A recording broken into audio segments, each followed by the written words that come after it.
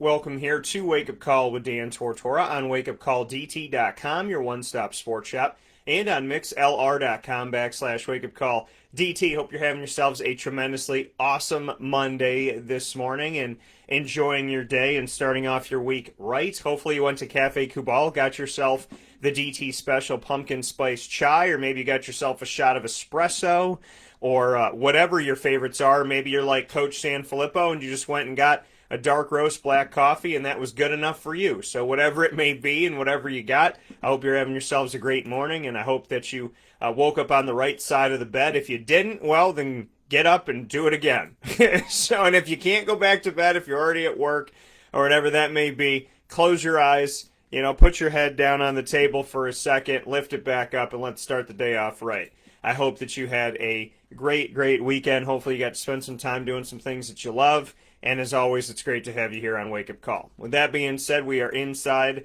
the Cafe Kubal studios. Cafe Kubal has 5 locations for you around Syracuse, New York.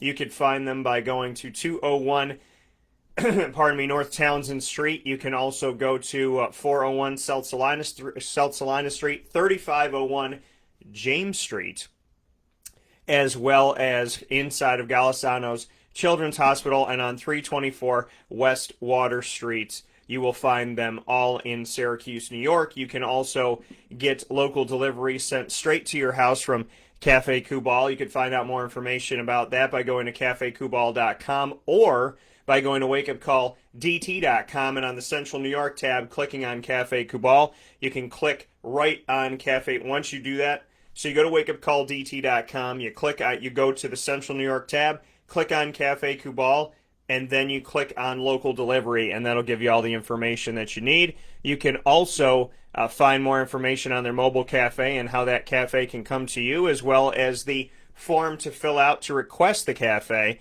That's all going to be on wakeupcalldt.com, as well as on cafekubal.com. So, in a big good morning to you, Mama. Love you so much. So, a lot of great stuff here from Cafe Kubal, whether you're having them come to you with their mobile cafe, to your business, or to your neighborhood, as well as having home delivery, and home delivery is free for those of you in Onondaga County, and of course their neighborhood cafes, you can reach them as well. So Cafe Kubal, thank you for all that you do, and thank you for hosting the DT Special, which is my pumpkin spice chai, available the way that they make it at every Cafe Kubal location, as well as for mobile order.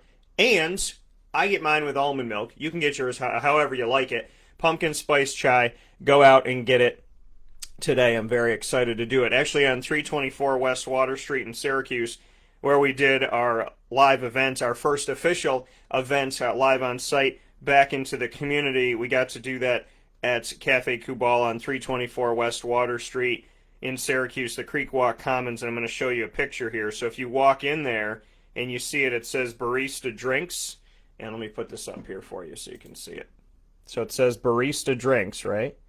And if you look really close right there, there it is, the DT Special Pumpkin Chai. So make sure you get yours today, and I appreciate, once again, the fact that Cafe Kubal and I have that creation for you, the pumpkin spice chai that you can get at any of the locations while they're the entire time that they're open during the day. So you can walk in there at whatever it may be, 6 a.m. You can walk in there at 1 p.m. and get yourself a pumpkin spice chai wake up call special here, DT special. So make sure you go do that. Inside of MonProzPopcorn.com's What's Poppin', we have 2 fantastic guests coming to you on the show today. Both of these guests coming on for the first time ever. So we have 2 firsts here on Wake Up Call with over 2,000 guests that have been on the show. It's great to continue to add and do some great things with some wonderful people. And I'm very, very excited to share these stories with you. The quality of people that we bring onto the show is incredible, and the fact that I have been able to meet so many different people that have great personalities and positive love and all of that, it means the world to me to not say, hey, 2,000 plus have been on the show, but to say that 2,000 plus people that I really enjoyed their company have been on the show. We'll start off today in just a couple minutes with Isaac Alford. Isaac Alford comes to us as a sports reporter. He's covered Syracuse for many years, as well as the ACC, and an overall look at sports. He'll be joining me today. to speak on a lot of different things, and I'm always excited to have him on the broadcast. And then we'll jump in, or pardon me, always excited to speak with him. This is the first time he'll be here on the broadcast, but him and I talk a lot. We actually had a great conversation, a lot of laughs yesterday, and we'll bring some of those laughs to you today, I'm sure. And then in hour number 2, around 10:10 a.m. Eastern Time, we'll be joined by Turnell Sims. That is the offensive line at Syracuse, an offensive line that was the number 1 ranked line in the entire nation. Now, that's hard for people to believe that Syracuse's offensive line was ranked in the top 25, let alone number 1. But there was a day back in the 80s into 1990, there was a time, and, Rob Drummond, who's a good friend of mine, 1987 undefeated team, there were some great and tremendous moments in Syracuse football history, and I would love it if Dino Babers and the current staff would reach out to these players so that they could talk to the current players about what it takes to get there. I think the people that have been there are the ones that can have the best conversation on how to get there and how to play with a chip on your shoulder, know that Syracuse doesn't get all the respect in the world, but demand that respect. Number 1 ranked line in the nation. And I feel like many people will be like, yeah, okay, Dan, that's not true. Well, it happened. And it can happen again. But I think that you need to bridge the gap between those that came before and those that are there now. Turnell Sims will be coming up at 10:10 a.m. Eastern Time. He's in the front of this line here, standing right in the front of this picture of this depth of field of the offensive line. Very excited to have Turnell joining the show for the first time ever, and I very much appreciate him. So, a lot of great stuff coming up on Wake Up Call with Dan Tortora, with tremendous guests this morning. Isaac Alford first in just a couple minutes, and then Turnell Sims at 10:10 a.m.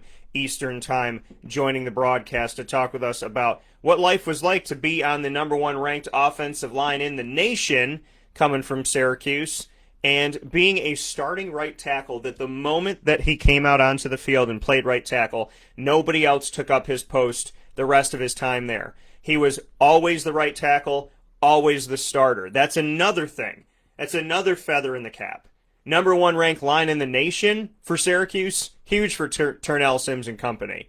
And then to be the starting right tackle and no one else play that position, after he redshirted, it was his position for 4 years. He stayed in that post, never gave it up, started there consistently, and it says something about him to be the number 1 ranked line in the nation, and for him to be a huge part of the consistency of that line. Somebody who wasn't rotated around, moved around, sat, started. He was somebody who started every game.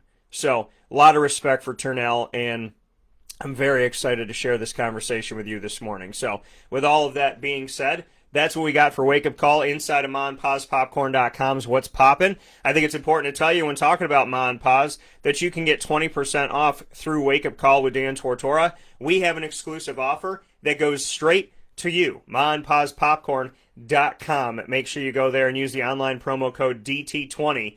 That's DT20 to get 20% off of all of your orders. Whether you order here, you're in Florida, Wisconsin, Wyoming, wherever you may be, 20% off comes to you exclusively from Wake Up Call with Dan Tortora by going to MaandPazPopcorn.com, choosing your favorite kettle corn flavors, and I know you can find one of them, you'll probably find 10 of them, but you can use that online promo code DT20 and enjoy Ma and Paz, second to none, in my opinion, when it comes to kettle corn and those awesome snacks for us. I want to shout out the Syracuse 2020 team, Aaron Hackett and company, for what they have coming up here. The team is 1-2, but they're coming off a victory. They won their first game in the Dome, the first event in the Dome, first football game ever in the Dome, got that victory, and now they have an opportunity to get back even at 2-2.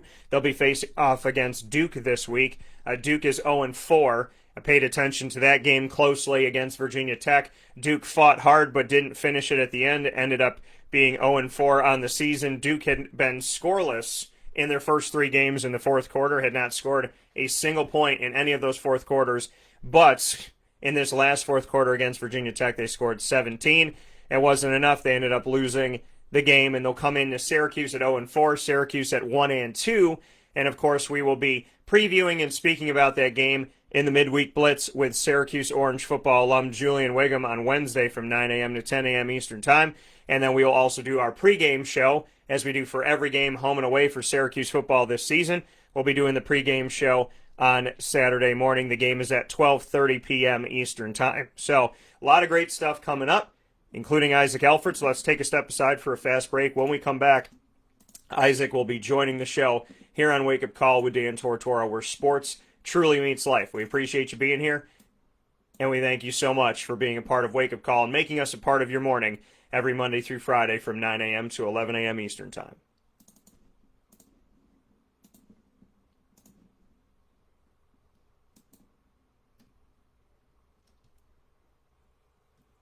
Carvel DeWitt, it's what happy tastes like. Do you know why? Because we make ice cream. Creamy, rich, flavorful ice cream. Not yogurt or iced milk like some of our competitors. Ice cream. Fresh, by hand, daily. For the calorie conscious, we have something new for you. Our new Carvelite. Same great flavor, creaminess, and texture of our regular ice cream with only 35 calories an ounce. So whether you want an ice cream cake, flying saucer, dasher, carvalanche, hard or soft ice cream, we will satisfy your craving with our fresh, handmade regular or new Carvelite ice cream. Carvel DeWitt. It's what happy tastes like.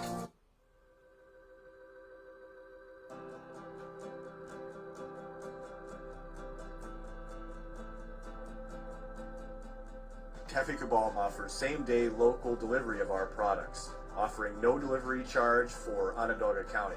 Shop cafecabal.com for fresh roasted coffee beans, cold brew, travel mugs, and all your essential Cafe Cabal needs. Cafe Cabal, coffee for the soul.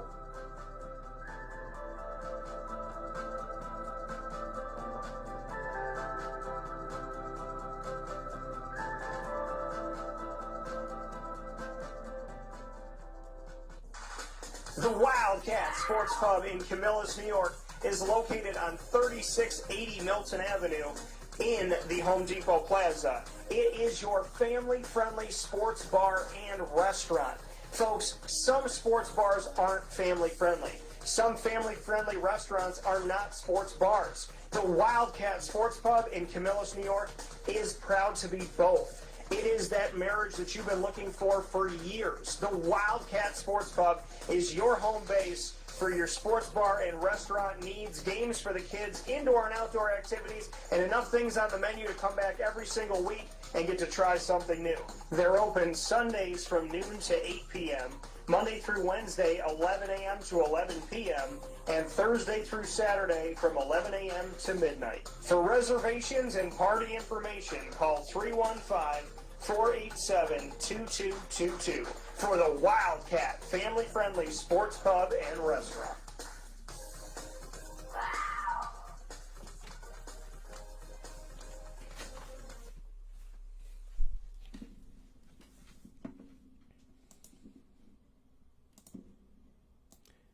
Welcome back here to Wake Up Call with Dan Tortora on WakeUpCallDT.com, your one-stop sports shop, and on MixLR.com/WakeUpCallDT, here with you inside of the Cafe Kubal studios, and proud to be here with you inside of the Cafe Kubal studios every Monday through Friday from 9 a.m. to 11 a.m. Eastern Time. We appreciate you being here and spending some time with us on Wake Up Call with Dan Tortora, making us a part of your morning and a part of your day. You can obviously go back and watch these shows on Facebook.com/WakeUpCallDT. And of course, you can go to our YouTube channel and watch back these shows in pieces. And for example, what I mean by that is you'll be able to go back and watch this video, the Isaac Alford portion. So that'll be its own video, and Turnell Sims will be its own video. And then you can go to our different podcasting outlets as well and listen into these shows, and you'll be able to find those by searching Wake Up Call with Dan Tortora when you go to all of these different outlets, including Stitcher, Spotify, MixLR, TuneIn, YouTube, iTunes or Apple Podcasts, iHeartRadio, and Podbean, and so on and so forth. So make sure that you go out there and connect with the show in that respect, and we appreciate everybody that does so, and we thank you so much for those of you that are out there connecting with Wake Up Call with Dan Tortora. We truly appreciate it. So with that being said, we have Mr. Isaac Alford on the show today, a sports reporter, somebody that I know very well, and him and I have plenty of conversations, including one that we got to have to catch up yesterday, and now you have the opportunity for the first time ever to hear us on Wake Up Call with Dan Tortora together. So I'm excited to tell you that on Monday, October 5th is the day that you will find out that Isaac and I broke the internet. Isaac, how you doing today? I'm doing great, Dad. How you doing this morning? I'm doing well, man. So, how has life been? You and I have not seen each other since Corona, and so it's been a minute. It's been a bit here. What has life been like over the past few months for you? It's been very interesting in this 2020, the COVID cycle. I just tried to maintain my distance and keep healthy.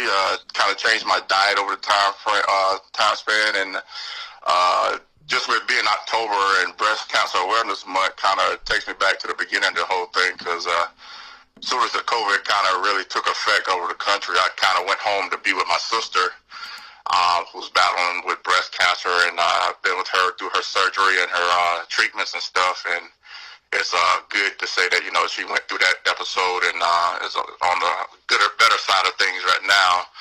So like I said, I haven't seen you in a minute, and so it's good to hear your voice.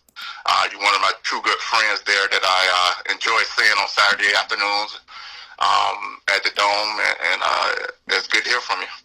Yeah, and the feeling is mutual, and I definitely appreciate that, and means the world to me that you'd call me a true good friend of yours, because I second that as well. And before we go anywhere, my best. I know we talked on the phone yesterday, but my best and continued support to your sister, and I hope that this is all behind her now, and hopefully behind anyone that's dealing with breast cancer or any type of cancer, and hopefully she can move on with her life, be happy, and not have to deal with that anymore. Exactly. Yeah, I appreciate that. Yeah, absolutely. So it's like you said, it's been a minute. It's been some time since we've been in the Dome together. The Dome has obviously changed. Whether the internet is going to work for us both is a question mark. But there's a lot of other things that have changed. Obviously, the boards and what the ribbon boards are doing, and what the mainframe is doing now, and everything. There's a lot of good stuff and stuff to be excited about. So, what are you most looking forward to? I mean, I know I got to be inside of the Dome for the ushering in of this new era on September 26, 2020, and I've spoken about that and kind of what I experienced. What are you most looking forward to with the Dome? Yeah, that's interesting. That was one of the things I was thinking about that too last night. That whole process of the whole rebuilding of the roof and everything, I kind of followed that process from beginning to end. So it was kind of exciting watching that. But I really want to see a light show. I want to see a night game. I don't know. We kind of laughed about this yesterday. With the powers to be gracious enough to give us a night game for football, who knows? But definitely it's going to change the face of what we have for college basketball. And I definitely want to see what they do as far as the lighting, the different effects they can do with that. The scoreboard up top in the middle looks fantastic from videos and pictures. So I definitely want to experience all that. Yeah, no, it's definitely unique, and the thing that's cool about it is they can kind of turn the lights down and turn them up in the Dome. So no matter what it's like outside, they can make it look a different way inside. That was one of the sneaky things that I didn't know that they were going to be able to do. They have the bright white lights. They also have the orange and blue lights that can go on there inside of the new Dome, and of course they have the system in the middle that has so many great things to offer. And the sound, and I've said this to the fans, and I'll say it again, they got to get ready, because the fake sound, the fake crowd noise that they pump in there sounds magical. So the fans really need to step their game up, get loud, do their thing, because that sound and the quality of it and just the feel of it, it was pretty incredible, and made you almost feel like there was somebody there in the stands. So I would definitely tell people that's to get your voices ready, practice, do a little me, you know what I mean, and be ready to go, because I'm telling you that this system is incredible inside of the Dome. Yeah, I kind of noticed that too watching the game on TV against Georgia Tech when they went to the halftime reporter, and they were talking with Coach Babers on the sideline, and you could tell he was having trouble hearing the questions. And so, yeah, like you said, I think some people was worried about whether the the new roof would not be as, keep the crowd noise in as much as the old roof did. So definitely that's going to be something, once you get the house packed and a raucous crowd in there, you're going to have the Loud House is going to live again. Yeah, let's definitely hope so. I can tell you this, though. If people start leaving in the third quarter again, all I got to do is turn that stereo system up, and you won't know that anybody's gone. So that's how I'm looking at it. I think they should put a thing on the boards that say, "Where you going?" and then have that sound and have a sound in there and have "Where are you all going?" And maybe, I don't want them to do this because it freaks me out, but they could do a Hunger Games thing and have steel doors just close on every single exit. So, exactly. And you know what? With the lighting, you can get a little spotlight, put some spotlights on different sections and stuff. Cool. Section 124, get back in your seats. You know what I mean? That'd be pretty cool. So I'd love to see that. But to get into the game, Syracuse gets a win. We're talking here with a fellow sports reporter and a good friend of mine, Isaac Alford. Isaac, for you, watching that game, Sean Tucker, fifth on the depth chart coming into this season, behind what looked to be Abdul Adams, Jarvion Howard, Jawar Jordan Jr., in that order, as well as Markenzie Pierre. Sean Tucker, as a true freshman, didn't look like he was going to even get a chance to play. And here he is going out there doing his thing. He had 100 yards in the first half. He netted 100 yards. He gained 100 yards. Didn't lose a single yard on 15 carries, over 6 yards a carry. He ended the game with more rushing yards than anybody in the game, more carries than anybody in the game, more touchdowns rushing than anybody in the game, including Jahmyr Gibbs and Jeff Sims of Georgia Tech, who both know how to score on the ground. What were your thoughts watching Sean Tucker overall? I was really surprised. I know we didn't get a lot of access over the fall camp, to kind of gauge what they were doing. And by a lot of access, Isaac means none, but continue. Exactly. So, but you see your little Instagram clips and stuff, you kind of saw flashes, maybe, but I was more, like you said, after the two leading running backs opted out, kind of was thinking, Pierre may have his opportunity, and he still may have his opportunity. It's not saying that he won't get his touches. But, Sean Tucker did, he did some good things in that game. That's a testament to him and the O-line, with the issues there. But that was a good surprise because DeVito, those guys need that. They can't be one-dimensional, drop back and passing all the time because sometimes, other teams are just going to bring too much pressure for them. But, the young man, he had an excellent game. And, hopefully they went back and took this bye week to their advantage and, hopefully they're going to bring out some more wrinkles to their offense. Yeah, it would be great to see what they can do here. I mean, we look at a team, Isaac, Syracuse, in the first 2 weeks, gave up 7 sacks a game, 7 to North Carolina, 7 to Pittsburgh. So not only do we see that from the offensive line and Tommy DeVito, we saw, Syracuse's offense just fail to score. Pittsburgh and North Carolina made mistakes, but Pittsburgh made numerous mistakes, a botched field goal, 2 missed field goals. Syracuse was given every opportunity from North Carolina's offense and Pittsburgh's offense to win the game, and then the defense created multiple opportunities by, interceptions and whatnots to give Syracuse the win. Normally, when your defense is forcing turnovers and the opposing offense is making mistakes, that is a perfect recipe for success. What did you see from Syracuse in those first 2 weeks where it should have been even more of an easy road for them to get a victory in those two situations, yet they lost to both North Carolina and Pittsburgh? Yeah, I think it's more offensive, not consistent enough to take care of those opportunities, like you said, with the defense. Special teams kind of hurt them. Nakeem had that return for a touchdown that was called back for the block in the back. I think, North Carolina and both defenses are up in the upper tiers of the ACC. So with the offense coming out against those two defenses, it was a shame they couldn't take advantage. You got a new OC, so I guess maybe they all just try to get on the same page and kind of gel a little bit coming out of the box, starting the season. But definitely they was competitive. I can say that. Going into the fourth quarter against North Carolina, it was a 10-6 game. And, they give up 21 points, after the defense been on the field all day.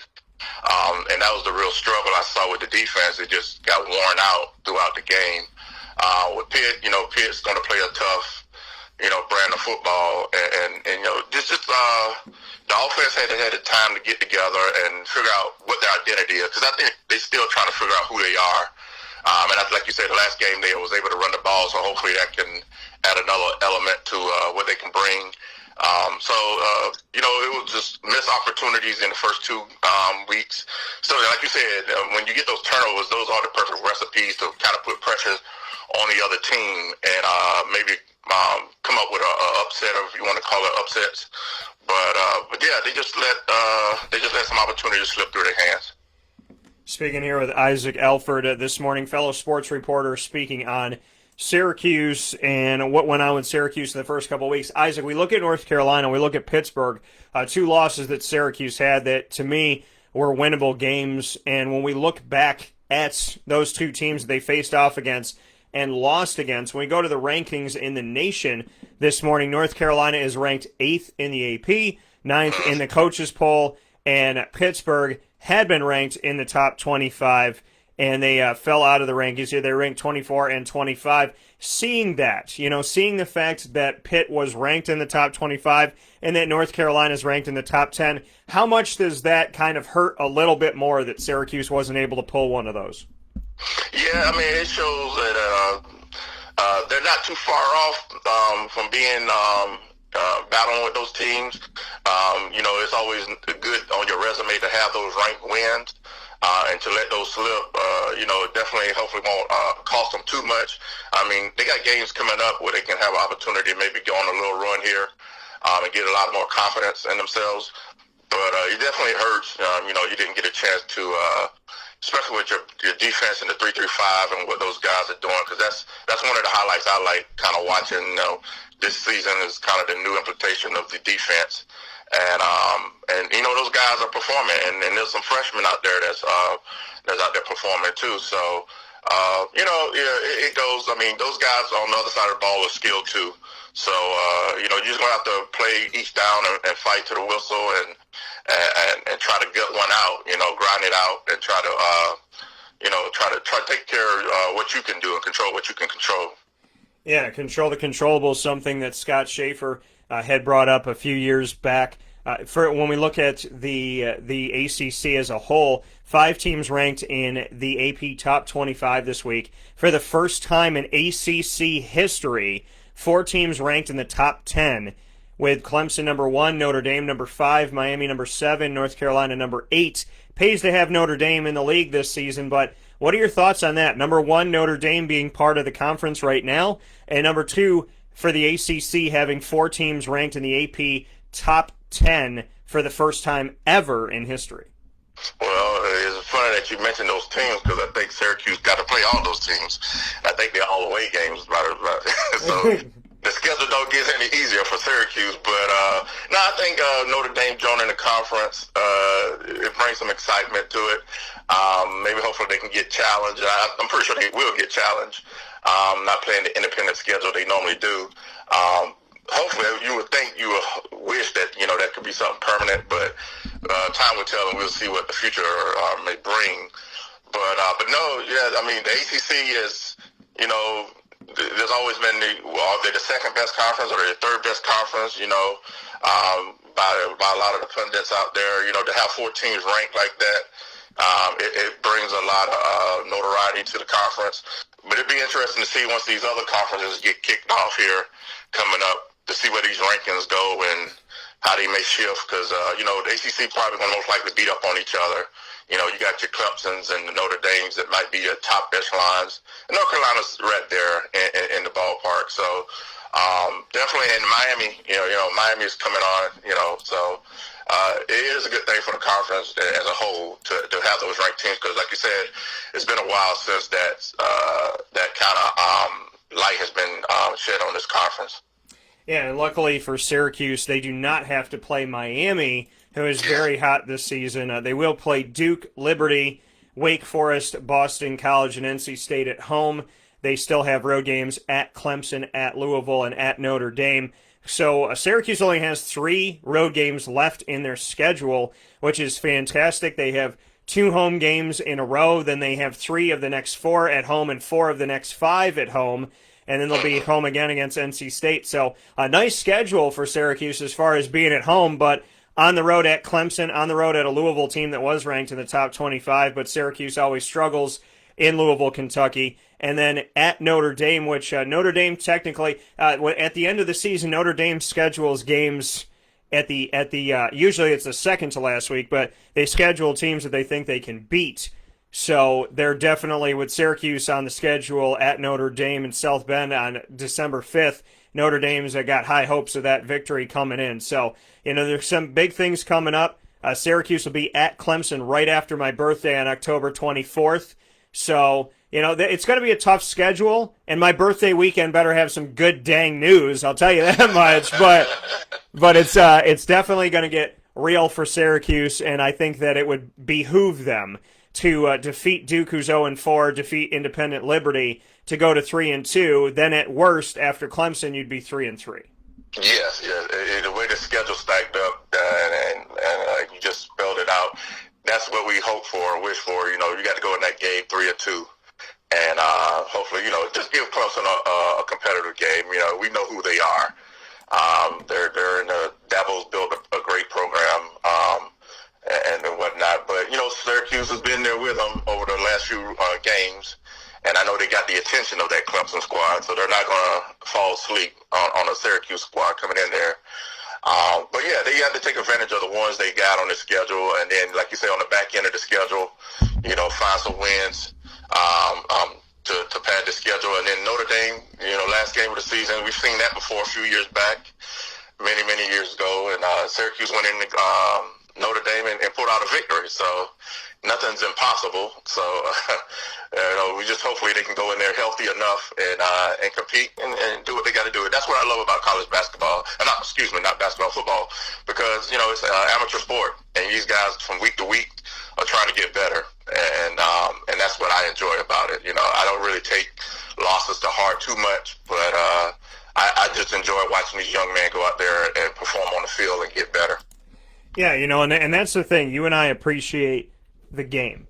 We appreciate the little things, and I think, everybody wants to see their teams win and whatnot, but it's nice to see the little things. It's nice to see growth. It's nice to see guys like Sean Tucker, and that play where he just refused to go down really says a lot about him and his character, and hopefully what he can and will be, not just on the football field, but in life, in his response to adversity. The Pac-12 has put out their schedule. The Pac-12 will only play I don't know how any of this is going to work. The Big 12 is playing 9 games. What is it? 9 games plus 1 non-conference game. The SEC is playing 10, all in the SEC. The ACC is playing 11 with 1 non-conference game. The American Athletics playing all their conference games, but then teams can schedule non-conference however they'd like to. The Big 10 is playing 8 straight weeks. The Pac-12 is playing 7 weeks, and they have a championship. They're only playing 6 weeks of a schedule, a normal schedule, and then they play championship week on December 18th and 19th for week 7. So they're playing 6 plus that 1 championship week. The Big 10 doing that in their 8th week. So kind of or 8th or 9th week. So very, very strange. Isaac, we know that the College Football Playoff Committee is, just like, it's a little bit better than the BCS because there's 4 teams instead of 2, but we know that there's a bias there. How are you supposed to sit on this committee, watch different schools enter at different times with different practices and different this and different that, and this one's got 8 weeks and this one's got 11 and this one's got 10 and this one's got whatever it may be? How in the heck do you figure out who deserves to be where in the postseason? That's a good question. You might as well go ahead and pencil in maybe Alabama and Clemson. One of the last. So there's a battle for the last 2 spots. So, it's a good question. I don't know how. I understand why some of these conferences are starting late, but again, it's almost like they see other conferences. Hopefully, everybody finished the season for one. We don't know what the future may bring, but they kind of see everything that's happening, and they say, hey, I want to join the party. So, because at first, it was mentioned that, there wasn't really going to be a title game in the beginning of this, and now full circle now. Like you said, we're going to have to sit down and hash out who's what, and not a lot of good matchups like we normally would have, where you have some SEC teams may play some ACC teams, and Pac-12 may play Big 12 or something like that, and you may get an idea of what teams bring to the table. So, with teams beating up on each other in conference, it's going to be a tough one, but somebody's going to finish. But is it really fair to say, hey, I only played 7 games or 8 games, and then this other squad, they put out more, 11, and they had more opportunities for losses or whatever it may be. And, hopefully, and it happens in college football. You may stumble a week. You might not come out with your best product on the field. So it's going to be an interesting decision on the committee, and I'm pretty sure there's going to be a lot of debate on how they do fill those last 2 spots. Like I said, just go ahead and pencil in Clemson and Alabama. Yeah, I mean, I think that's clear. Clemson and Alabama. I mean, obviously Alabama, Clemson, another SEC team. So basically, the Pac-12 might just be playing for fun, Right. because the Pac-12 has not really shown me a team that should be in the college football playoff as of late. I don't want to cause a ruffle in the feathers of the Pac-12. All I can say is, with Florida getting better, and the Georgias out there and the LSUs out there, along with Alabama, the SEC is going to make it tough. Clemson's going to make it tough. The Big Ten is going to make it tough. And, teams like UCF that don't get the respect they deserve in Cincinnati, they should be making it tough. So, that's what I mean, Pac-12. I don't mean that there's something wrong with the conference. I just mean, to me, there's a lot already out there. That's why they need to expand the college football playoff to 8. I don't know why they're reluctant to do it. I think it's ridiculous, because if you expand it to 8, then you can take the winner of the Pac-12, the Big Ten, the Big 12, the ACC, and the SEC. Then you'll have 3 more spots, so you can consider Notre Dame. You can look at the American Athletic that season, and then you'll have another spot after that, and then everybody's got representation, and hopefully that will, create less problems and less issues. What do you think about that? Yeah, no, I agree. I mean, I know the excuse is not expanding is because it's student athletes and there's a lot of other stuff going on. But you see the sub-bowl division, they have a playoffs and they manage it. And it's interesting that with these times, the seasons are getting pushed further and further back. I think now with the ACC title game, maybe December 19th now. So that whole end of the season bowl prep and do all that stuff is kind of pushed to the side just to fit in the season. So why not just go ahead and expand it out and give everybody an opportunity to participate in it? Because look at college basketball with the tournament. I mean, I think football will have a great opportunity to be in such good reputation, or not reputation, but bring more exposure to it, because there are a lot of teams that do deserve it. Like, it's a shame that a UCF team that was stacked the way they was the last few years didn't get that opportunity to play it and perform on that high level with the other teams and stuff like that. So, but yeah, I agree with you. I can see that being a good valid point. Yeah, and I'd like to see the change, because there's teams that definitely deserve it. That coming from Isaac Alford, fellow broadcaster, fellow sports reporter, here with us here on Wake Up Call with Dan Tortora. Taking a look at the Pac-12 schedule that we have up here for those of you watching on Facebook.com/live now DT. Arizona State, Cal, Colorado, which is very confusing being in the Pac-12, but they are. Oregon State, Stanford. I love how they're the Stanford Cardinal, yet their logo is a tree. It's the same thing about the War Eagle and the Auburn Tigers that I don't get. But UCLA, USC, Utah, Washington, and Washington State, the alma mater, as well as East Carolina of Gardner Minshew. So to look at some of these schedules here, we look at Oregon. Oregon's playing Stanford, Washington State, UCLA on a Friday, Oregon State on a Friday, then Cal and Washington. There's some games in here. The question is where are these teams going to be ranked? Are these teams going to be ranked? Who's kind of the favorite in a sense here, and what this is going to look like, because the Big Ten is going to start on October 24th. The Pac-12 is going to start on November 7th. By that time, the ACC, will be halfway through their season, And, the SEC will be in full swing. The Big 12 will be, obviously in their full swing. The AAC will be in their full swing. So kind of strange here that we're going to see all of this happen, and the ACC, will have already played a bunch of games before the Pac-12 even gets started.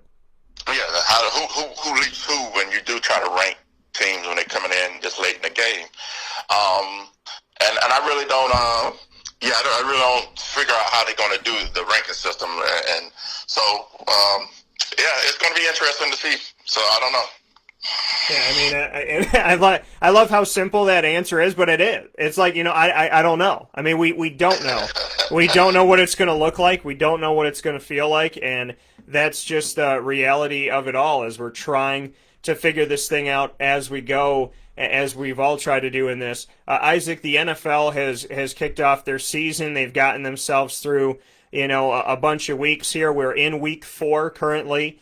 We know Tennessee had an outbreak, but thankfully on the other side of it, it didn't look like that outbreak had spread to another team. They had almost 20 people test positive with Tennessee, from players to the personnel on the team.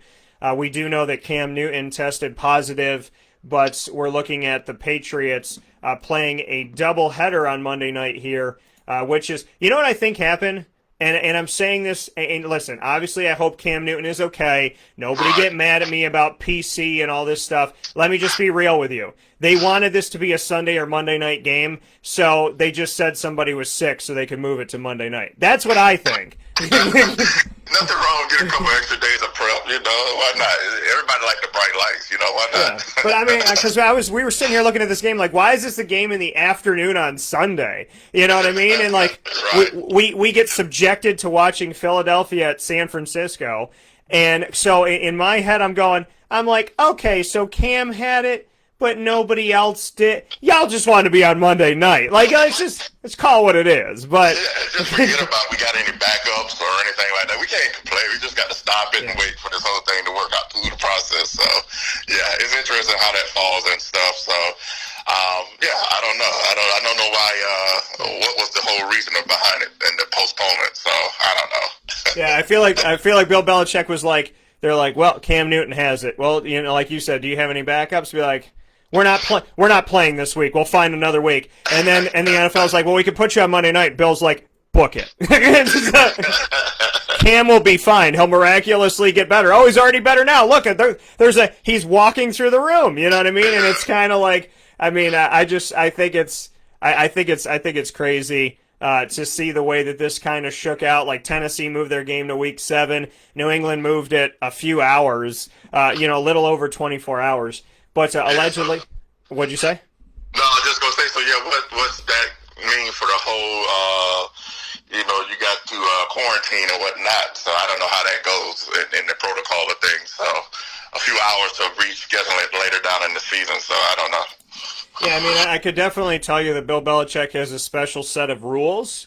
So we all know that. But New England is playing at Kansas City at 7:05 p.m. And how about this? CBS gets to keep it. So CBS gets Monday Night Football. ESPN is churning right now, I'm sure. Like, what you mean somebody else gets a Monday night? And they get the better Monday night. So we're going to have Atlanta at Green Bay happening on ESPN at 8:50 p.m. Eastern Time. It'll be most likely a high-scoring game. The Atlanta Falcons, I told you before we went into the season, I don't believe in their defense at all.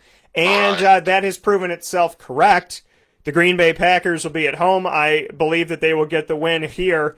And New England will be at Kansas City at 7:05 p.m. Eastern Time on CBS. So you got a double Monday nighter. The games will at one point be happening at exactly the same time. And I would venture to say that most people are going to be shifting to CBS. Yeah, and I was just going to ask you, which game are you going to watch? And I think I'm going to be watching the KC game. Yeah, I'm going to be watching Kansas City for sure. I mean, that's a game that I think is going to be closer than people expect it to be because, I mean, obviously Tom Brady's not there, but it's still Bill Belichick, and you can never underestimate him. But I have Kansas City coming out with the win. I just think that this is going to be a better game than maybe people anticipate. But I'm excited to see it, and I'm going to be watching it, and I thought they would shift it to Sunday nights, But, again, it's just funny to me. Oh, Cam's sick. Is anybody else sick? No. So do you guys want to postpone? What do you got going Monday night? Well, we can give you a Monday night. Well, then we'll take it. I feel like this is a very interesting scenario. But shout out to Kansas City for getting a Monday night game. The people in Kansas City, Missouri are probably very, very excited and proud for this one. And yeah, I will be watching CBS for sure. I'm sorry, ESPN, but I'm definitely 100% going to be watching New England at Kansas City tonight. For sure, yeah, definitely. That is a better matchup. And like you said, with Belichick, defensive mind coach, it's going to be interesting to see what Mahomes and that squad do against that defense. So, but like you said, I anticipate maybe Casey bringing it home. So definitely. Yeah. And Brian Hoyer is going to be playing quarterback for the New England Patriots, and if they lose, Bill Belichick, he mumbles a lot, so we might not be able to make. This is what it's going to sound like. But what he's going to actually mean by that is, they made us play during Corona. They made us play without Cam Newton. Obviously, if we were in a better situation, we probably would have won the game. And it's like, listen, Bill. Okay, you got Bill has had first and foremost. When we go back and we look at the Patriots, there was a few tapes that got burned and gotten rid of. You know what I mean? It's like, what happened with all the tapes? And how about this? In the case against Robert Kraft, they're like, we're not going to look at the footage from the massage parlor. And I was like, isn't that the only thing you're supposed to look at? So whatever it is about I feel like, you go to Massachusetts, you go to Boston, and they're like, no cameras. Only Bill Belichick can have a camera. But,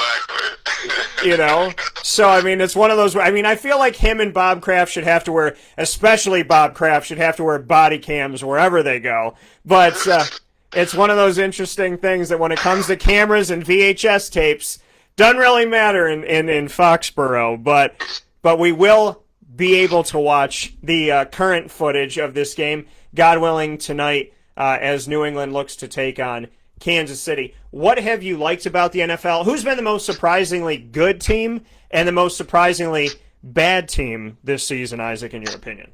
I'm going to pick a team that's real close here. I'm very, not going to say surprised, but intrigued by the Buffalo Bills. The way they put that team together and the things that they're doing. Buffalo is my surprise team. Team that's a shocker. Maybe Arizona. Maybe after they beat the 49ers in the week one, and now it seems like they've taken 2 losses back to back. So I don't know what to say with Arizona team. I kind of thought they maybe was on the right path to putting something together on the West, because the West is tough already. You got Seattle and stuff. So and I'm really going to say 49ers because they're taking a lot of injuries. So. But, those are my 2 picks. Buffalo's 4-0 start, and, Arizona's not kind of the team who I thought they were going to be. Yeah, no, I would definitely say Buffalo and what they've been able to do. I thought it was interesting that you talked about Arizona taking 2 losses back-to-back. The only other entity that I know that did that was Meek Mill against Drake. But looking at this situation, Buffalo's 4-0 to lead the AFC East, the only undefeated team there. Pitt, 3-0, did not play this week due to everything with Tennessee. Tennessee's 3-0 in the South. Kansas City 3-0 in the West. And then when we look at Green Bay is 3-0 in the NFC North. The Tampa Bay Bucks, there is no undefeated team in the NFC South. They are 3-1. The Seattle Seahawks are 4-0 in the NFC West. And then in the NFC East, it's just who sucks the least. Philadelphia is in first place, not because they're good, but because they have a tie that prevents them from being 1-3. Philly's 1-2-1. Washington's 1-3. Dallas is 1-3. The Giants are 0-4. If you combine the entire NFC East together, they don't have as many wins as the Seattle Seahawks individually or the Buffalo Bills. They only combine as a division. Their record combined is 3 wins, 12 losses, and 1 tie. Tell me about the NFC East. That's brutal, man. That is real brutal. I don't know. It's going to be a battle of attrition through that league. Oh man, and I'm a fan. I mean, I admit I'm a Washington fan, so I can't. I'm not really expecting too much from my squad, but to see that all the other teams, I thought Dallas would have probably a better chance to. They putting up points, but they're not getting W's. So I mean, I don't know what the problem with their defense. And then everybody else is just in that division just sucks. I mean, come on, Giants. It's not. It's going to probably come down between the Cowboys and Philly, and Philly, they have their own issues with injuries too. So, it's amazing that they're still right there. So we'll see. Yeah, it's insane to me that to be first in your division with 1 win through 4 weeks, and you're only first because you tied Cincinnati. So. And the thing that's crazy about this, too, is leading the division going into Week 4 is your team that doesn't even have a name. You know what I mean? It's like they have 1 win, no name. You know what I mean? It's like and then they asked Dan Snyder, what are you going to do with the name? And he's like, well, if people, he's like, the Washington football team's kind of catching on. So if, people like us not having a name, we might stay not having a name forever. And I'm like, did you ever do anything with sports ever? Like, besides being rich, what do you do? He got rid of the old name and just said, all right, I'm done with it. I don't want to deal with another name. But no, I can't live with that. They definitely, there's some options I like out there, but to say that they're going to stick with the Washington football team is crazy. I can't agree with that one. I mean, and the thing is, your logo is a W, and we know that you guys don't get many of those, so that's false advertising. So I like that. It's like, we're going to be called the Washington football team. Our logo will be a giant L. So I don't get it. I feel like there should actually be, like, on their helmet, there should be like a cartoon character where they're like arms up shrugging, because it's like, we don't know who we are. I think that would be fun. I like the Washington Bailouts. I thought that was a good name, but but it's just like, what? I mean, what name do you like? I mean, obviously, whatever is logical, we know Dan Snyder will do the opposite. It's kind of like asking Boeheim to do anything but play the 2-3 zone. But I will ask the question, what do you want the Washington... I can't even say it because it pisses me off. I'm not saying it. What do you want the former Redskins to be called?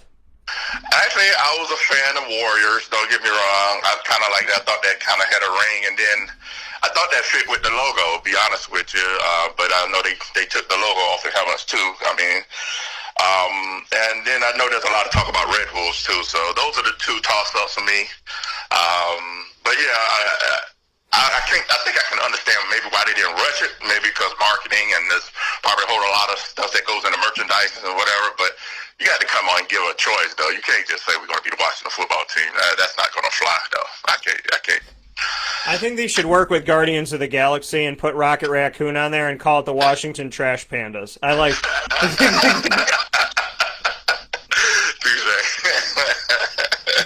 I like it. There you go. WTP, the Washington Trash Pandas. I think it'd be awesome.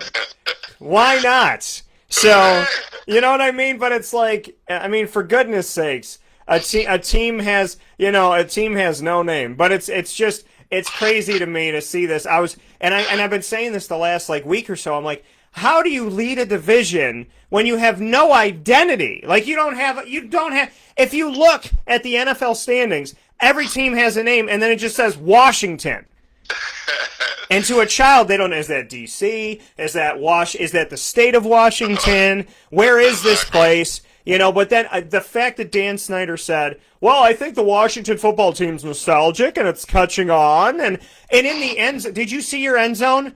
I really honestly hope that Dan Snyder's not paying by letter in the end zone, because it says Washington. It's like Washington established. It's got the date, and it's got a bunch of random facts. It's like Washington D.C. established here is the capital of the United States. Everybody loves it. It's like, how many words are you going to put in the end zone? It sounds like alphabet soup over there, But yeah.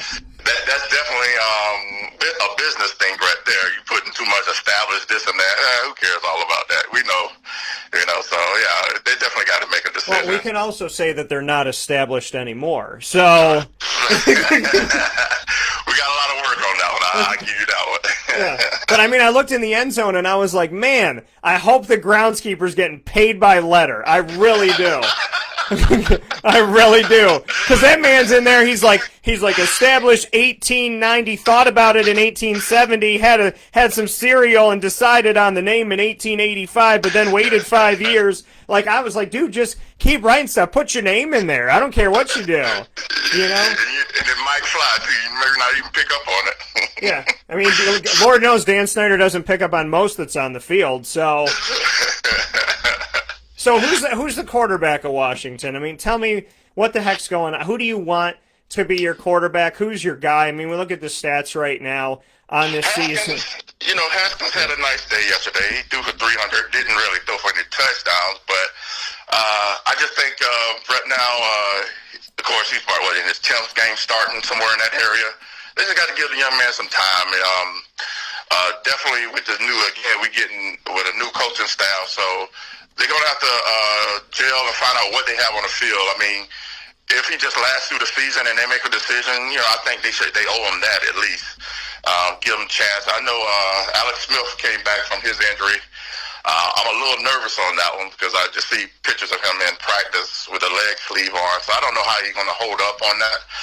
Wish the man all the best and stuff like that. I think Haskins can learn from Alex Smith and whatnot, and his experiences and stuff like that. But again, he's young, he's raw. It's kind of like what Daniel Jones was going through with the Giants. I mean, his first year came out, they had whatever kind of season, but people were optimistic about it and whatnot. But I just think Haskins needs a little bit of time to develop and get comfortable, because just like the same rule with college and DeVito, they're going to bring pressure till you prove you're going to break it, and that's kind of what I see now with Haskins. There's a lot of defensive coordinators going to bring pressure, see how he reacts and adjusts to it, and and if he develops, we might have one to keep, and if not, as the ball rolls, next man up. So yeah, I think it's funny because when you were talking about all that, I remember when I was in school, and a lot of cowboy enthusiasts, and they would chant "Giants suck." And that's when, and I was like, so remember when the Giants were good? And then people are like, remember when Philly had Donovan McNabb? And I'm like, yeah, remember when Washington had a name? So like, it's just like, man, it's so crazy. And I want to let you know that to the listeners and viewers right now, Washington Trash Pandas is actually trending well. So we appreciate that, Dan. So as I am not as much as I dish it, I can take it. I chose Cincinnati to defeat the Jacksonville Jaguars this week.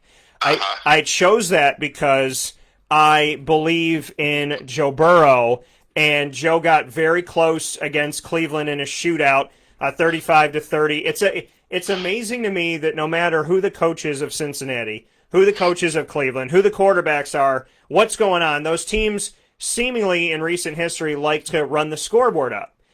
And, to have Joe Burrow go in there, lose by 5, and do everything he did, ton of fantasy points, did an incredible job, and then he goes to overtime against Philadelphia, and they end in a tie. I knew he was knocking on that door, and I knew it was coming, and I said, if any team's going to give him his first win, it's going to be Jacksonville. It's been all over the place.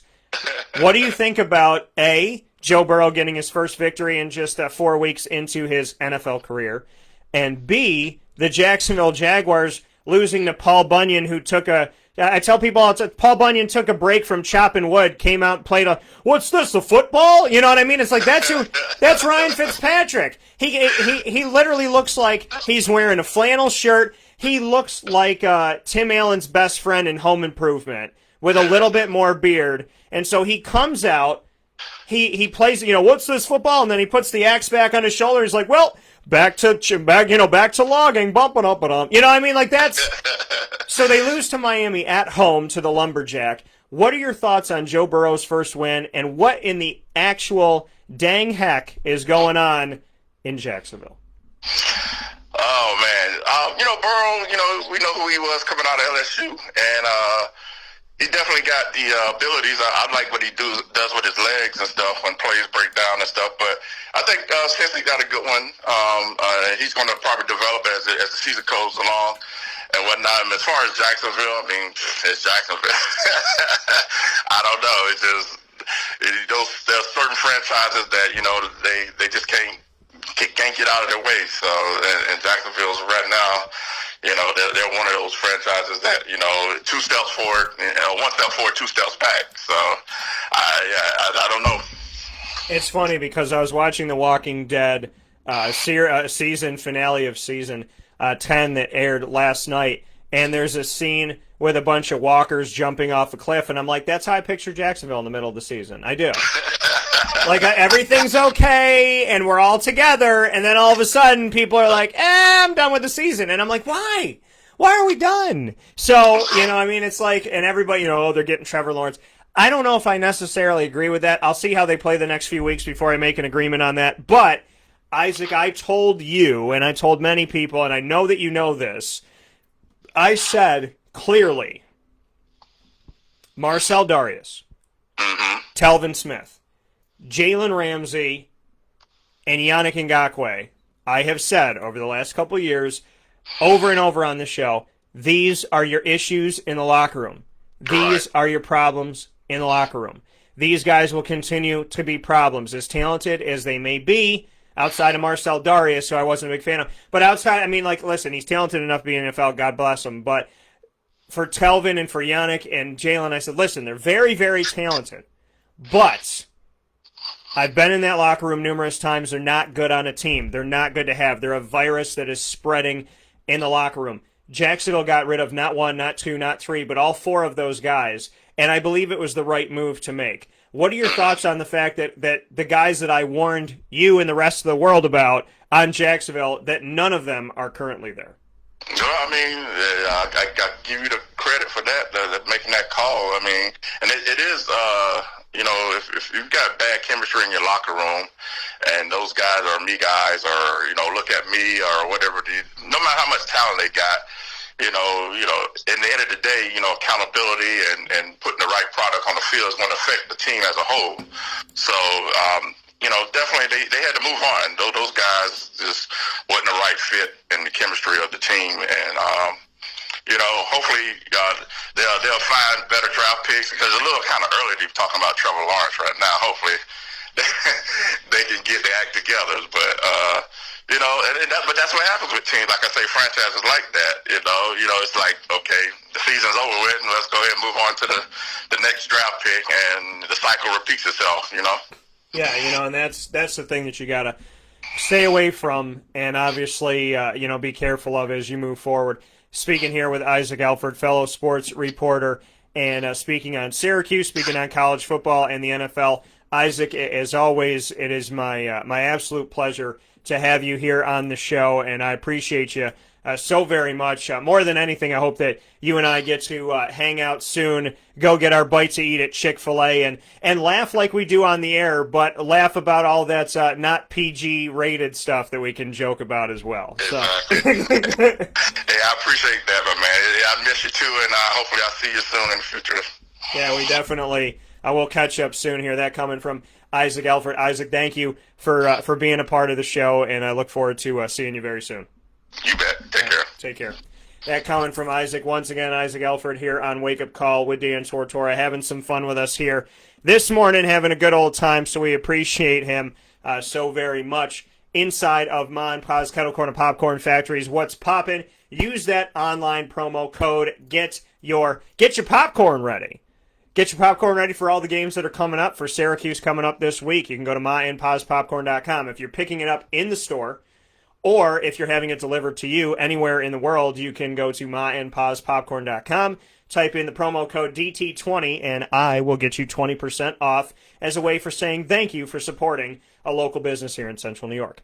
Inside of the Cafe Kubal studio, speaking of awesome local businesses, we'll be right back here on Wake Up Call with Dan Tortora. It's that time to introduce another newbie to Wake Up Call, and that is Turnell Sims. Turnell Sims played at Syracuse from 1986 to 1990. He was their starting right tackle and stayed their starting right tackle throughout his entire career at Syracuse on an offensive line that was ranked number 1 in the country.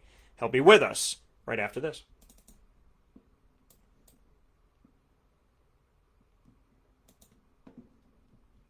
Right tackle and stayed their starting right tackle throughout his entire career at Syracuse on an off. I'm George Townsend of Honda City with some good advice when buying a new car. The true cost of owning a new car is determined by the appraised value when you trade it. No vehicle appraises higher than a Honda. Next, look for low APRs and deep discounts. You also want low maintenance costs and great fuel economy. That's why my advice to you is to buy a new Honda. Looking pre-owned, visit our Honda Certified Used Car Center. Honda City, 7140 Henry Clay Boulevard, Liverpool, or HondaCity-CNY.com.